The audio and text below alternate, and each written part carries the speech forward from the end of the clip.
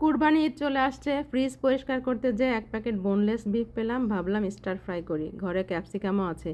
বিফগুলোকে এখানে আমি স্ট্রিপ সাইজে কেটে একটু লবণ, হলুদ, মরিচের গুঁড়া, সয়া সস আর ভিনেগার দিয়ে সিদ্ধ করে নিব। ক্যাপসিকামগুলো আমি কেটে নিয়েছি। একটা ফ্রাই প্যানে আমি অলিভ অয়েল দিয়ে দিব। এবার দিয়ে দিব ক্যাপসিকামগুলো। একটু নেড়ে চেড়ে নরম হয়ে গেলে দিয়ে দিব পেঁয়াজ।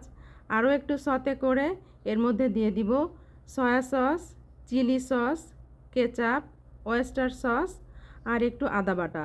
এগুলো দিয়ে আরও একটু সতে করে এর মধ্যে দিয়ে দিব অনিয়ন পাউডার, গোলমরিচের গুঁড়া, একটু গরম মশলা আর একটু চাট মশলা। ব্যাস, এই মশলায়, আর কোনো মশলা দিব না। এখন আমি হাই হিটে এটাকে সতে করব নরম হয়ে যাওয়া পর্যন্ত। যখন নরম হয়ে যাবে এর মধ্যে দিয়ে দিব বিফগুলো দিয়ে আরও একটু সতে করে একটু নেড়ে চেড়ে আমি এটাকে 10 মিনিটের জন্য ঢেকে দিব। ব্যাস, রান্না কমপ্লিট। সব শেষে অ্যাড করব বাকি কেটে রাখা পেঁয়াজ এবং কাঁচামরিচ। এটাকে আপনারা নান অথবা গরম গরম ভাতের সাথে পরিবেশন করতে পারবেন। Thanks for watching.